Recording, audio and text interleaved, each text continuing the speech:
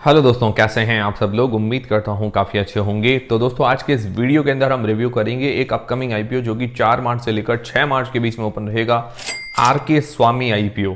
सबसे पहले हम इसका ग्रे मार्केट का प्रीमियम देखेंगे, इससे हमें लिस्टिंग गेन्स का अंदाजा हो पाएगा। फिर इस कंपनी की डिटेल्स के बारे में जानेंगे, मतलब कंपनी क्या करती है, किस सेक्टर की कंपनी है, फ्यूचर कैसा रह सकता है। फिर दोस्तों इसके फाइनेंशियल्स और फंडामेंटल्स के बारे में जानेंगे, मतलब कंपनी प्रॉफिट वगैरह जनरेट कर रही है, लॉस मेकिंग कंपनी है। उसके अलावा अपने जो भी कंपिटिटर्स हैं उनसे महंगी वैल्यूएशंस लेके आ रहे हैं या सस्ती वैल्यूएशंस है। फिर इस आईपीओ की डिटेल्स के बारे में जानेंगे और अंत में हम जानेंगे कि क्या इस आईपीओ में हमें अप्लाई करना चाहिए या नहीं करना चाहिए। सारी चीज़ें हम क्लियर करेंगे इस वीडियो के अंदर। वीडियो शुरू करने से पहले दोस्तों, टेलीग्राम, इंस्टाग्राम और फ्री में डीमेट अकाउंट सबकी लिंक आपको डिस्क्रिप्शन के अंदर मिल जाएगी। सबसे पहले दोस्तों, इस आईपीओ का अगर ग्रे मार्केट का प्रीमियम आज की तारीख में देखें तो ग्रे मार्केट के अंदर कोई भी डिमांड नहीं बता रही है इस आईपीओ की। तो अभी तो फिलहाल डिमांड नहीं है। बाकी ग्रे मार्केट का प्रीमियम ऊपर नीचे होता रहता है, मैं आपको अपडेट वगैरह कर दूंगा।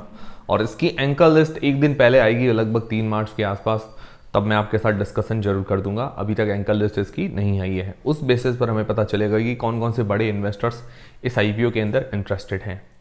फिर दोस्तों इस कंपनी की डिटेल्स के बारे में जानते हैं, मतलब ये कंपनी क्या काम करती है। तो ये कंपनी जो है सन 1973 मतलब 1973 के अंदर इनकॉर्पोरेट हुई थी। करीब करीब 50 साल पुरानी कंपनी है अपने ही सेक्टर के अंदर, मतलब अच्छा एक्सपीरियंस है इसको।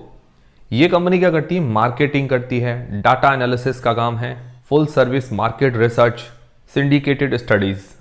तो सिंपल भाषा में आपको बताऊं, मार्केटिंग और एड्स वगैरह जो होती है कंपनी की, कोई भी एड वगैरह करवानी हो या मार्केटिंग करवानी हो तो ये कंपनी करके देती है।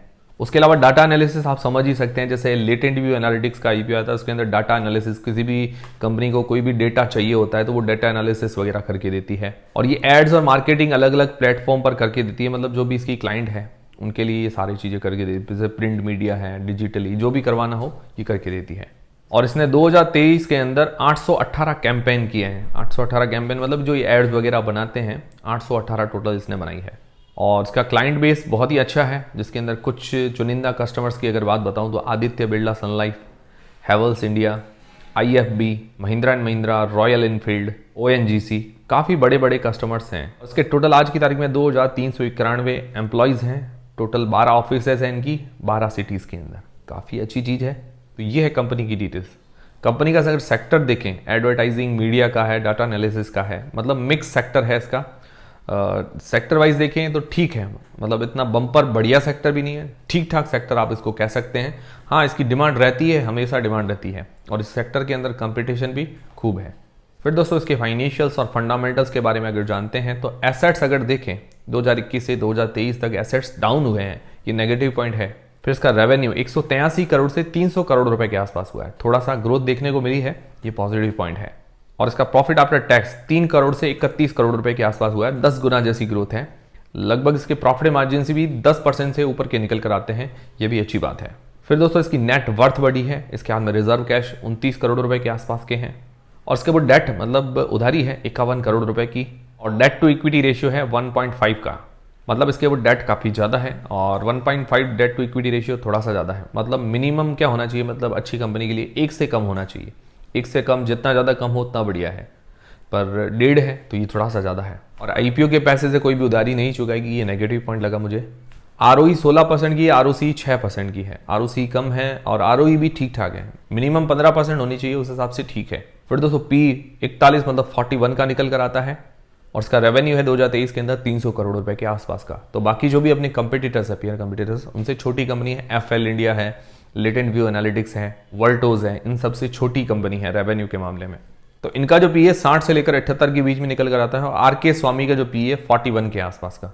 तो उनसे कंपेयर करें तो वैल्यूएशंस वाइज ठीक है, मतलब महंगी वैल्यूएशंस नहीं है, पर उनसे छोटी भी है, थोड़ी और सस्ती कर लेते तो और बढ़िया होता। बाकी अगर इनके शेयर्स की बात करें तो इनके शेयर्स ने पास्ट में अच्छा परफॉर्मेंस करके दिया है। लेटेंट व्यू एनालिटिक्स आईपीओ आने के बाद एकदम से बढ़िया तेजी देखने को मिली थी, उसके बाद काफ़ी डाउन हुआ था और काफ़ी दिनों से स्थिर भी है। लेटेंट व्यू ने इतना परफॉर्मेंस नहीं किया है जितना बाकी शेयर्स ने किया है, फल और वर्ल्टोज ने। तो इस सेक्टर के शेयर्स ठीक परफॉर्मेंस करते हैं, मतलब खराब नहीं है। फिर दोस्तों इस आईपीओ की डिटेल्स के बारे में बात करें तो 4 मार्च से लेकर 6 मार्च के बीच में ये आईपीओ ओपन रहेगा। प्राइस बैंड रखा गया है 270 रुपए से लेकर 288 रुपए के बीच में, 50 शेयर्स का ये लॉट है।